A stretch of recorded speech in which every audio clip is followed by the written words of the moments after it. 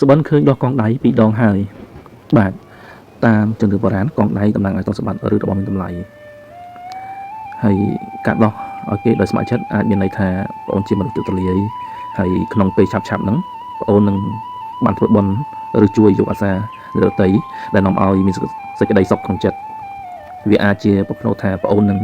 ចែកលាភទៅឲ្យអ្នកដទៃឬមានការចែកពីខ្លះទៅលើមនុស្សជុំវិញខ្លួនកងដៃពេលខ្លះវាតំណាងឲ្យចំណងឬកាតព្វកិច្ចការដោះវាចេញអាចមានន័យថាបងអូនកំពុងមានអារម្មណ៍ចង់មានសេរីភាពឬចង់បោះបង់ចោលនៅរឿងរ៉ាវស្មុគស្មាញណាមួយដែលបងអូនកំពុងដាក់សម្ពាធលើខ្លួនឯងបើបងអូនដោះឲ្យគេដោយអារម្មណ៍ស្រាលខ្លួនវាមានន័យថាបងអូននឹងអាចដោះស្រាយបញ្ហាធំៗដែលកំពុងជាប់ជំពាក់បានសម្រេចក្នុងន័យមួយទៀតការដោះគ្រឿងអលង្ការឲ្យគេក៏អាចជាការដាស់តឿនក្នុងរឿងស្នេហាបើបងអូនមានគូស្នេហ៍វាអាចជាសញ្ញាឲ្យប្រយ័ត្នការរកម្មកុសឬការគិតឆ្ងាយពីគ្នាព្រោះកងដៃជានិមិត្តរូបនៃចំណងមេត្រីភាពវាអាចជាការបាត់បង់ឱកាស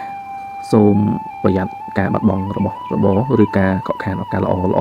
ដែលធ្លាប់មកដល់ដៃយើងហើយតែបែរជាត្រូវរបូតទៅវិញ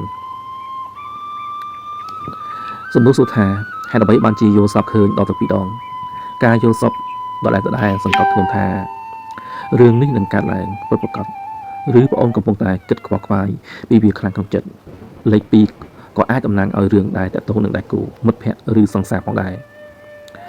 សរុបសេចក្តីមកបើក្នុងសម្បត្តិបងអូនសប្បាយចិត្តពេលដោះឲ្យគេនោះគឺវាជាលៀបនឹងការអស់គ្រោះតែបើបងអូនស្អែកក្រោយក៏ត្រូវគេបង្ខំនោះបងអូនត្រូវប្រុងប្រយ័ត្នរឿងការចាញ់បោកគេឬបាត់បង់ទ្រព្យសម្បត្តិបន្តិចបន្តួចចឹងបងសូមសួរបងអូនថាតើពេលបងអូនដោះកងដៃឲ្យគេហ្នឹងបងអូនមានអារម្មណ៍ស្ដាយឬក៏សប្បាយចិត្តដែរទេ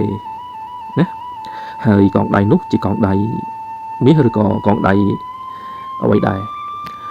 បើបងអូនប្រាប់បន្ថែមបងនឹងជួយមើលឲ្យកាន់តែច្បាស់ណា